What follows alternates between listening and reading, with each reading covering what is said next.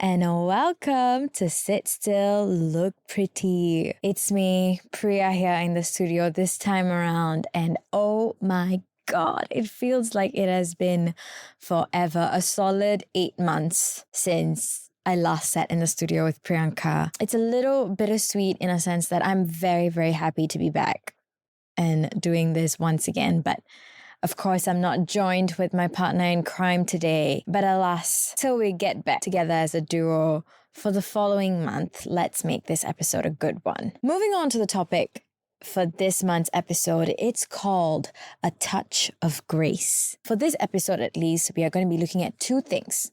I would like to share with you the importance of demonstrating grace to yourself when life keeps throwing curveballs at you, while our guest speaker is going to be talking to you about demonstrating grace in the heart of service. So with that said, let me just start off by saying I don't find it very difficult to be compassionate to others. I think I carry myself in a position where I'm always willing to listen, to be kind, to be supportive, to be comforting. However, when you turn that onto yourself, I feel like that's where I struggle. It's one thing to not be kind to yourself, but I think it's really interesting how we turn like a full 180 and we are like we are aggressively cruel to ourselves. We always put ourselves in a position where we feel like we don't deserve things. When anything good comes along, it's always a moment of like, oh, like, is this like a disaster in disguise? Because, my life's been crappy this far. I don't think anything good is going to happen to me. It's, these kind of thoughts that plague our mind. I think in the episode with Mr. Yoka last year, I talked about potentially going to uni to get my degree. And sadly, even though I secured a spot for uni, I had to let it go because financially it was going to be very, very difficult. So now with uni out of the picture and the requirement to find a full-time job to one, provide for myself, provide for the family a little bit. Of course, you got to be a responsible adult, right? Because we're all adults now. That happened. Pay for your own expenses.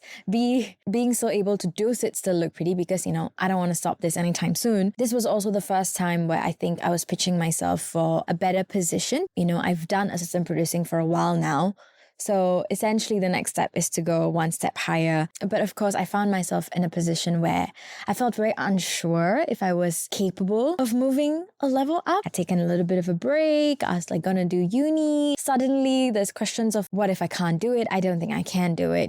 What if all this time everybody has just been lying to me and I'm not actually good at the job that I do? But alas, I still got a position to try something. I got an offer to basically level up and take on a little bit more responsibility. It was no longer an assistant producer job. It's funny, the self-sabotaging zone that you get into the moment something good comes your way. This is a good thing, right? I had to forfeit my uni placement. I was looking for a full-time job. I got a full-time job with a good offer, and here I am questioning. It wasn't even that I was questioning it. I was convincing myself that I wasn't going to be able to do it, that I'm not good enough for it, or still have a lot to learn. Almost self-sabotaging myself in that sense, because this opportunity just felt a little bit too good to be true at the time, or just because, we are in a bad phase of our life, or things have gotten considerably bad consistently for a period of time. Anything good comes your way, we immediately go into this zone of it can't be true, or even if it is true, I don't think I deserve it. And that is such cruel mindset to put yourself in, because it's not doing anything good for you.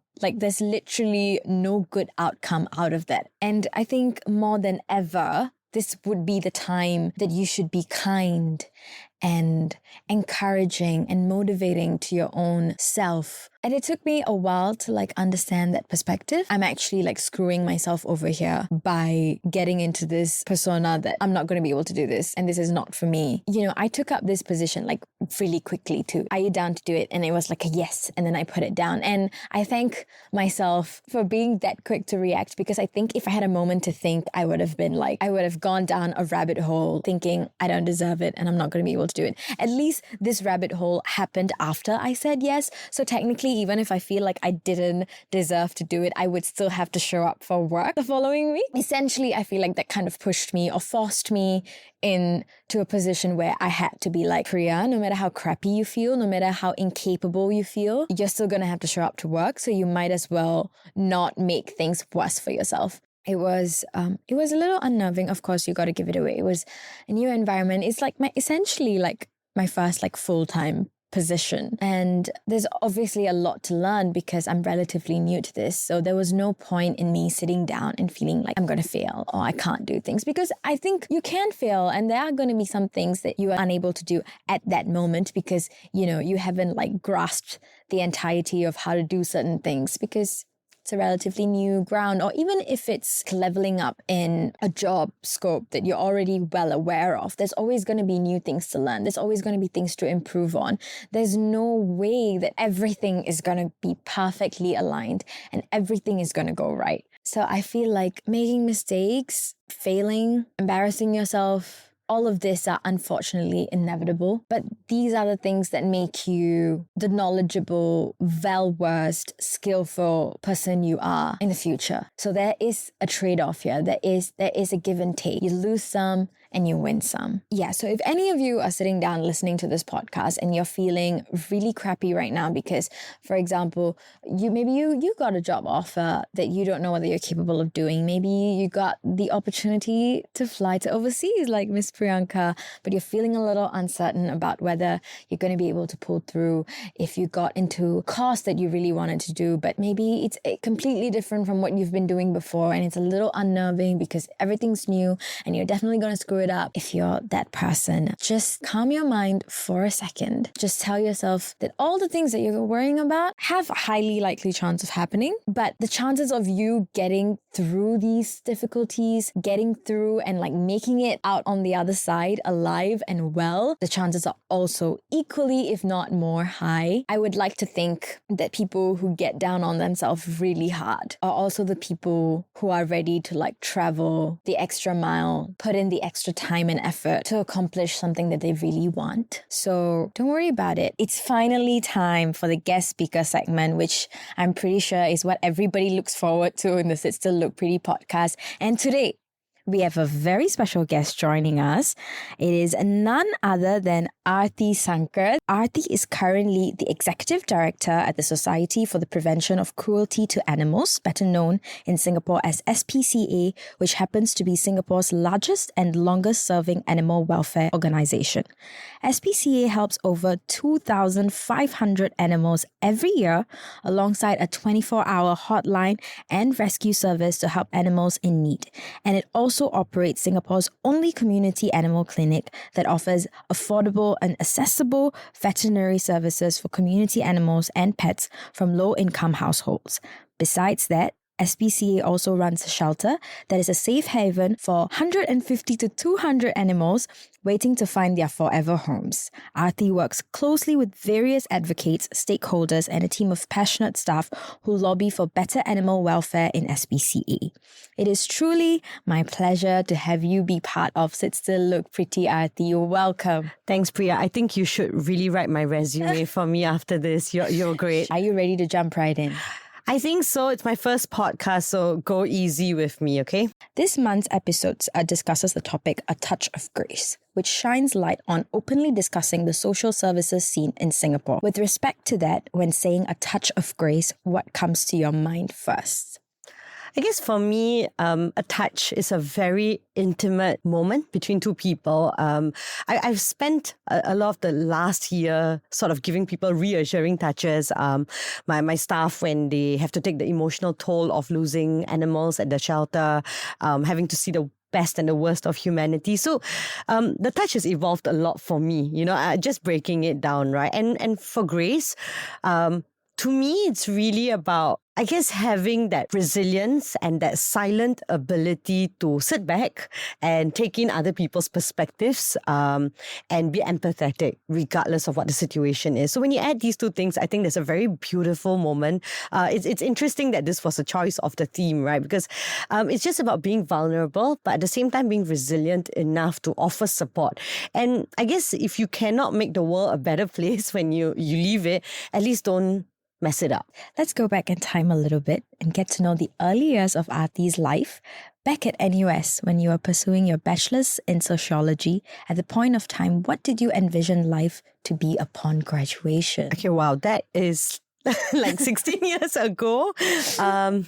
So I chose sociology because I was very privileged to grow up in a family that my mom was an educator, but she never expected me to you have to pursue science, you have to pursue law, you have to pursue engineering. But I really wanted to study law.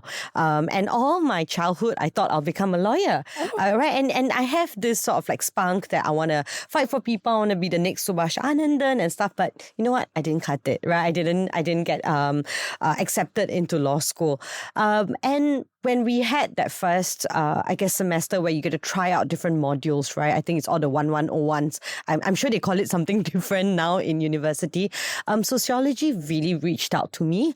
And then I met an amazing professor called Dr. Ghana. I think he still actively lectures at NUS, and it was about sociology of deviance that really got to me. So I spent a lot of my time then researching on societies, on communities, what makes people feel like they're outcast, what makes people feel like they need to build rules of their own and develop a subculture, and in doing that, I guess I always knew I wanted to serve the underserved. I wanted to lend my voice in some way to speak up for causes that are not generally spoken for.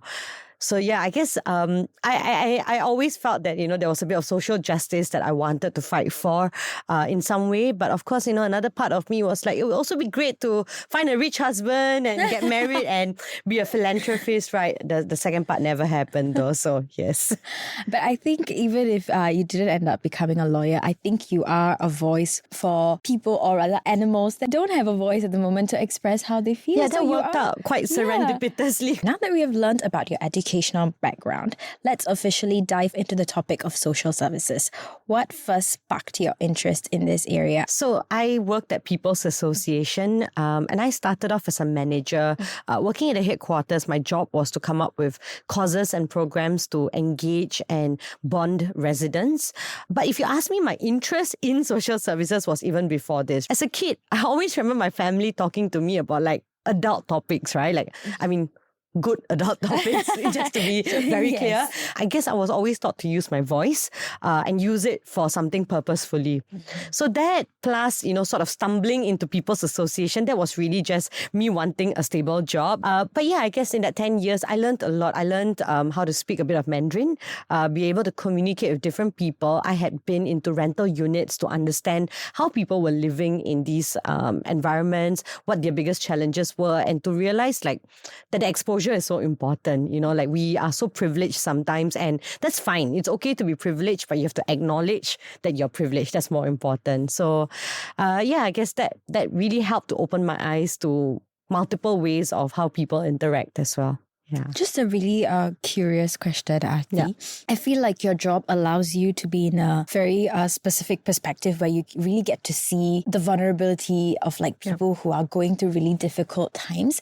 Has it ever felt I know that your job allows you to help these people, but have you ever felt very overwhelmed by what you've seen where you felt hopeless for a minute? I would say every other day in SPCA, I feel this. And when I was in People's Association as well, because you realize that you can only do so much, and what you're offering someone is short-term help.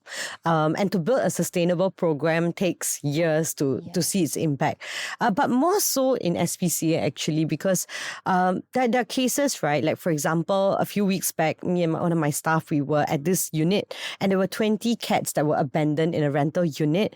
And the sewage pipe had burst in this house, right? And the unit owner left with his wife. And these cats were just left there, stranded, and they had not been eating for 8 days. They were just drinking that filthy water. And we entered this house and we're just who can bring themselves to do this? You don't need to be a cat lover to agree that this is not fair. And every single day of my life, I think I see that animals are being treated unfairly, and their wins, right, are so small. There's always a trade-off for them to win. It's like, oh, I fell from height, so I need a leg amputated for me to save my life. That is literally the story of so many cats that we're taking care of. And it's never like I can live a whole life and be happy. So it does take a toll, but I think like you said, the ability to make an impact, whether it's so small, there are also those wins. And I've learned to consciously celebrate those wins and consistently remind people about those wins. Because otherwise it becomes very difficult to work in any of these sectors, actually. And it's not just us. I think anybody working in the social services would feel these pressures as well. Yeah. I think, you concluded it beautifully even at the start when we talked about defining a touch of grace. You said you have to be vulnerable and empathetic enough to feel for these people, but also resilient enough to fight for them. Once again, she's so cool. Often back in early years of education, primary school, secondary school students are enrolled into community involvement programs, which requires them to serve our local community. However, despite this early introduction to instill a heart of service, volunteerism, social service does not translate into the later stage of life. According to you, what are the reasons behind this? I strongly believe that we should never force someone to become a volunteer. Being socially conscious is not just about offering your time. It could be being socially conscious with your consumer choices. It could be just deciding to be vegan for a day in a week. For some people, they can take that whole jump and be vegan for the rest of their lives. And it's not for everybody. In the same way, I feel that if you're not in it for volunteering, don't do it for the sake of, right? Because you're actually going to be there touching someone's life, whether it's a human or an animal. And if you don't have the heart for it, that person, you've lost an opportunity to connect with that particular person. And there could have been another volunteer who did it. And when you talk about primary school and secondary school, we all did it, right? Like it was called CIP. I think it's called Values and Action now. And the reality is that it's a few hours of a very busy curriculum. And it's so unfair for us to expect child to be like so inspired and like, oh, I want to work in the social services. I'm going to grow to be a volunteer for the rest of my life. It happened for me, when I was in secondary school, I visited this slum in Thailand called Suang Plu. We were very lucky to have a chance to go on this trip. And I worked in this orphanage, and then we went to the school, and we were only like 15 or 16, and these were like 10-year-olds and 9-year-olds that we were working with. And you would see during recess, these kids would have their food is provided for them, and that's why they go to school, because they can get a meal. And during lunch, they would actually take these plates and they'll go to the gate where their parents would be standing to share the food. And that moment kind of like etched in my heart. But not every volunteering opportunity in your CIP or VIA is going to be like that. We struggle because we're like, hey, we have 2 hours with these kids. How do we get them to learn anything? So to me, the most important is for you to understand that an animal is a sentient being and they have feelings, and that we should care for them because we share this earth. So we should share the responsibility as well. So I think it's unfair to say that everybody who goes through CIP should feel this way, because everyone is competing for attention. Like after you leave school, you have to work. Then you want to start a family. Then once you start a family, you have kids. You have so many different things to do. And a lot of people want to pursue their passion. And then earning money is also not easy. You need to earn money to live in this country, right? So I feel like it's not fair. And if you don't feel like that's the right thing for you, it's perfectly okay. But give in some other way. You can donate, and sometimes the donations are more helpful for some charities that already have sufficient manpower. They just need some money for them to defray their operating expenses. And when you donate freely, meaning to say, don't say that, oh, I only want my money to be used for this and this.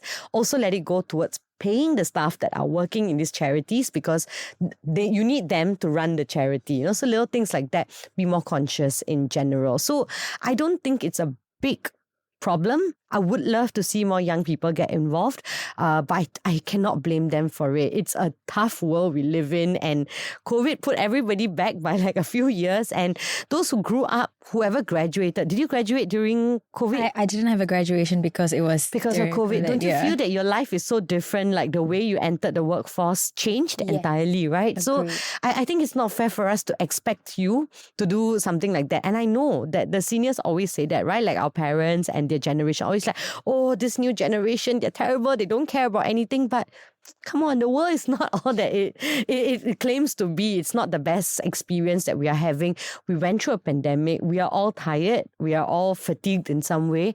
And it's okay to take care of yourself. Better you take care of yourself than try to take care of someone when your cup is empty. I feel that way. A lot of people will disagree with me. They will say that, no, you should all volunteer. But if you don't have it in you, we shouldn't force you to. Yeah. Wow. I really, really loved that answer. Aarthi. I think it's such a unique perspective. I think a lot of times, even before I sat down to have this conversation with you, a part of me felt a bit guilty. Like I'm sitting down and I'm talking to you about volunteering, about giving back to the community. And I was like, but what have I done? But you've done something amazing. You have a platform to represent brown voices that are not often heard. You're using your skill set, which I feel that a lot more volunteers should do, is to use their expertise and use their skill sets to do something. And I think you've given people a platform to speak up. You've given a platform that is safe. I've listened to your podcast, and you are never invasive. You're not critical of other people's choices, which is so important for young people, especially brown women, to be hearing. So that's exactly what I mean. It doesn't have to come in investing your time to doing something. Your passion itself can be giving back and making the world a better place. Yeah. Thank you so much, Aarthi. You're welcome. Moving on to the next question. We have revealed your passion towards social service in this podcast, but we are yet to disclose the secret about you being a phenomenal Bharatanatyam dancer as well. For those of you who are unaware, Aarthi is not only a wonderful dancer, but she also offers free Bharatanatyam classes for kids. We live in a world where they say money makes the world go round, and yet here you are adding the additional layer of grace to the art form by imparting your skills and knowledge to the ones who are keen to pick up the art form. What motivated you to offer these free classes? So I've been a Bharatanatyam dancer since I was 4, and I was born with a cleft lip, and in general, you would never expect, for whatever I had gone through with that I'll become a dancer, where you have to use your face and you have to use your body in certain ways. And I'm not that sort of like an archetype of who you'd expect. But I was very blessed to meet an amazing teacher, amazing guru. Her name is Neela Satyalingam, and she's passed on already. When she passed away, it was a very, very difficult time for me. I felt I couldn't dance anymore because I was very sort of like connected to her. She was very special to me because she knew me even before I was born, and she told my mother, like, don't worry about her, having a cleft lip and everything, like she'll be perfectly fine, everything will be okay. And she was that sort of like positive force in my life. I used to go to classes just to be around her, whether or not I learned anything. And some classes would just be 30 minutes of us talking, and that was enough. She was a larger than life kind of a personality. So anyway, after she passed away, I found it very difficult to dance anymore. I found it very difficult to go back to this art form because it was all just very, everything was connected to her. So a few years passed and I kept thinking about it, and then someone had messaged me on Facebook saying that, hey, we know that you dance and everything. Would you be interested in teaching classes? And I've loved working with children. Okay, yes, I would do it, but I don't really feel like this should be my career. So I said, okay, you know what? I'm going to do it, and I don't want to charge any money. Just help me to defray the rental of the studio. So every student pays about $10 to $20 a month, just so that I can book a studio. And it's been amazing because there are a lot of children in my class who can afford it, and there are also children who cannot. And it's fair across everybody. Everybody pays the same amount because I don't want comparisons. And what's come out of it is a beautiful movement where parents care for everybody's kids. It's like communal, it doesn't matter whether it's your daughter in the front of the dance, whether another kid needs water, the parents are always there. It's an amazing family.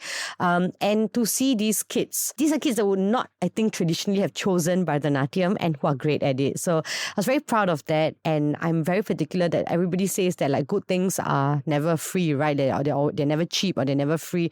But I pride myself in the fact that the girls dance amazingly. And I would say they equal and sometimes even do better than students who may be learning in a formal class. There are limitations though, because I can only take this many students and I work Monday to Friday. There is very little time for anything else in my life, if I could say it that way. They've made me learn that life is so simple that I don't need to overthink a lot of things. Watching children learn it's a very gratifying thing, and it's an immense honor to be a part of their lives. I feel like it's a very beautiful way to like end your week as well. It is. Also, but it's exhausting because you're running after kids for 4 hours. But kids, they love with like no condition, just like animals, right? So I always think I'm very lucky because Monday to Friday, I have the love of animals. And then on the weekend, I have children. Like, there's very little that I want in life beyond this. Moving on into your professional side of your life, as the Executive Director of SPCA, who manages Singapore's largest and longest serving animal welfare organisation,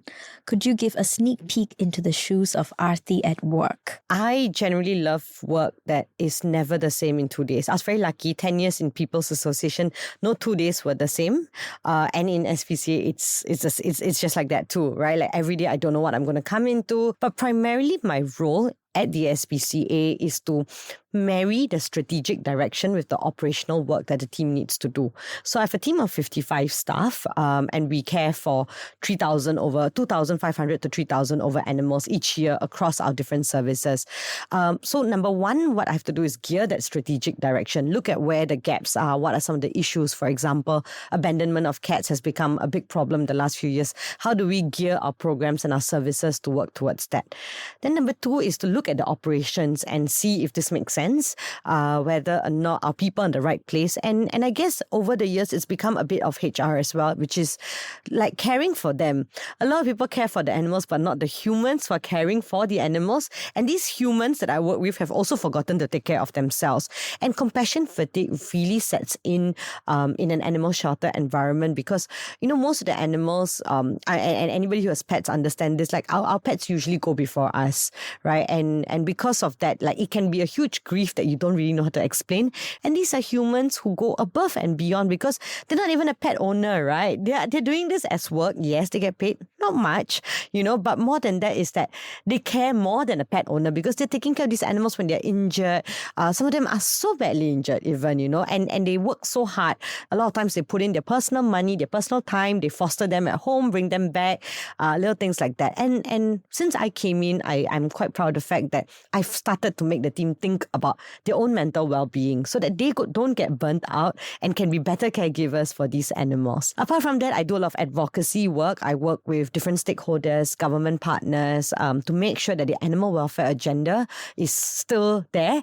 It's very easy for people to forget, right? Because these are not things that you see every single day.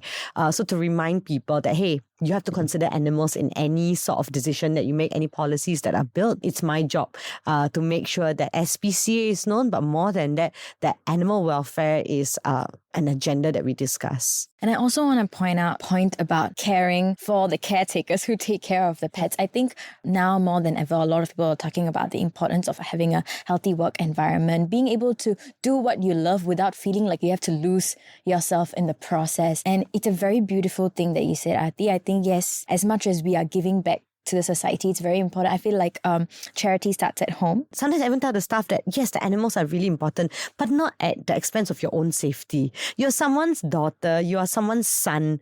You are important to the world in some way, and you have to take care of yourself, whichever sector you're at. And I just wanted to share this. Sorry, I know I'm oversharing, but the reason I left a very comfortable job at PA after 10 years was that it was overwhelming me in that sense. I was working with a very hardworking team, and there were so many needs in that community, and there was a point in time that I was replying emails and WhatsApp messages from 5 a.m. all the way to like 1 or 2 a.m. at night. And this was my day every single day. And I used to look at my laptop and get scared. And it's so easy for you to sink into it's a stable government job. It pays well. You know what you need to do. You got like a good progression going. And I was like, I think I'm done. I just wanted to go back to doing the things that mattered, learning how to drive, going for walks, caring for my body, losing some weight because I put on a lot of weight because you're junk eating through all of this. And I've been through a lot of traumatic episodes. I had a very bad relationship. All those kind of things were sort of like just happening at the same time, right? So I was like, okay, take a break. And or 6 months, and then I saw this job, and I was like, how often do you get a chance to do that? But the 6 months was great for me, and that's my advice to anyone, is that if you're so on the cusp and you think that something's not serving you, a better opportunity will come, and if it doesn't, you'll make it work too. You'll find a way to survive. If you need money, right, whether it means that you have to like wash cars, be a cashier, whatever it is, you will do it to survive when you have to.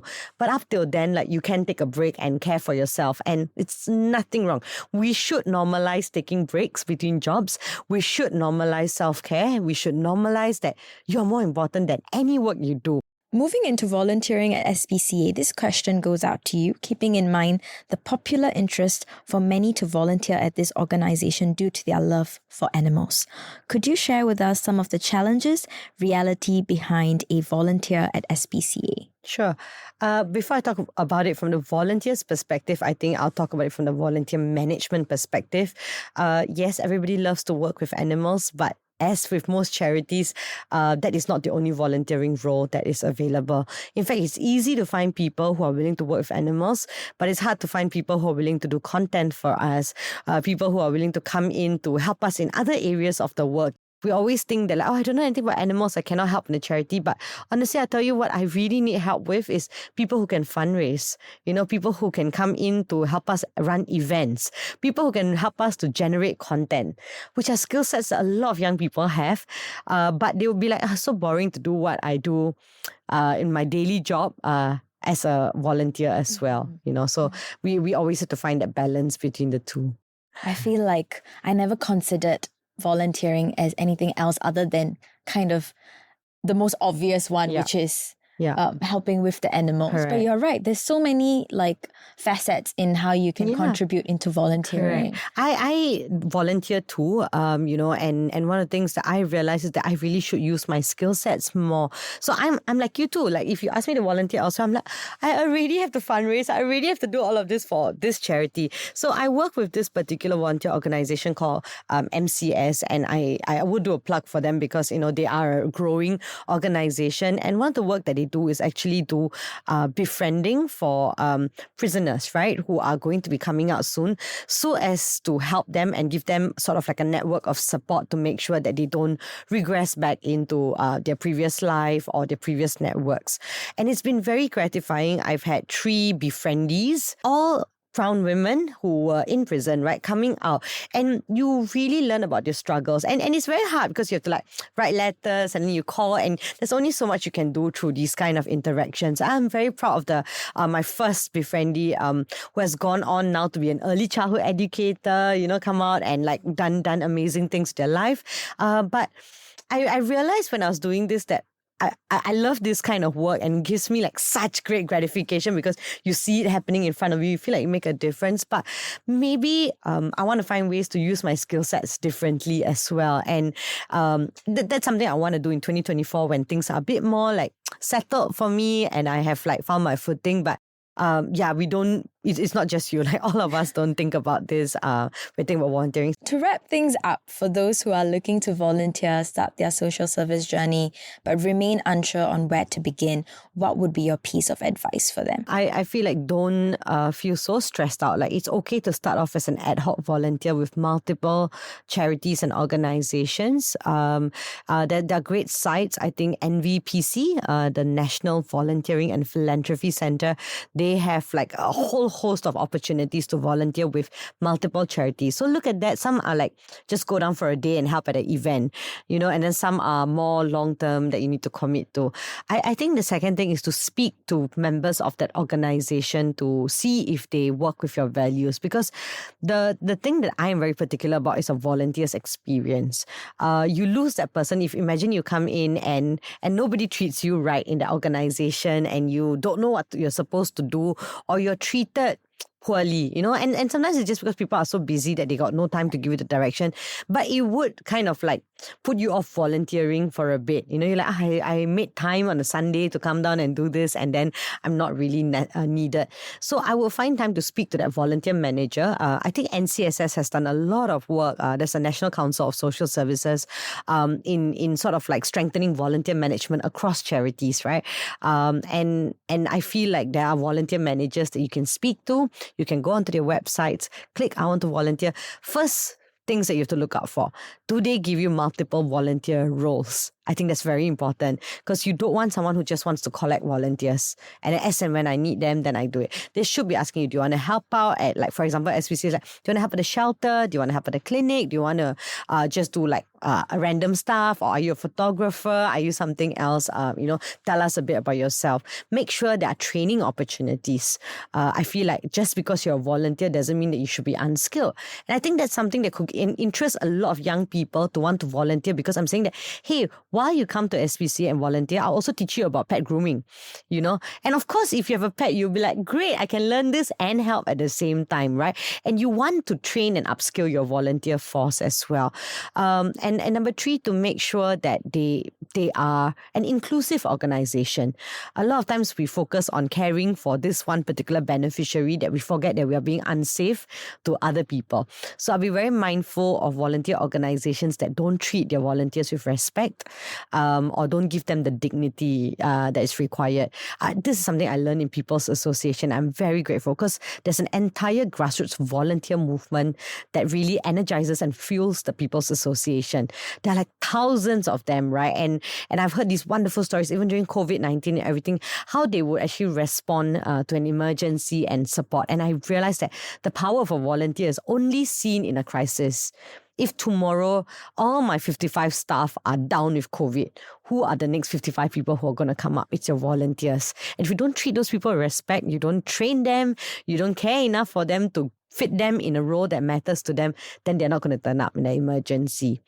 Sorry, that's more from a volunteer manager perspective. But from a volunteer, you should look out for these signs. That will tell you whether this is a healthy organization, or are you just going to be like an added number in the database, which you don't really want to. And don't be afraid. It's easier to do it in a group with your friends, right? But sometimes maybe they don't have the same interests as you. But don't be afraid, because it's a great opportunity to make friends. And tell that to the volunteer manager, right? Just say that, hey, I'm a little nervous. I don't know anybody there. Maybe we could like sit for 10, 15 minutes again. Tell me a bit more about the organization before we start the volunteering journey. Or could you pair me with a more experienced volunteer for the first day? You are allowed to ask all of these questions. You should ask for all these questions. It also shows that volunteer manager that you're so committed that you really want to help.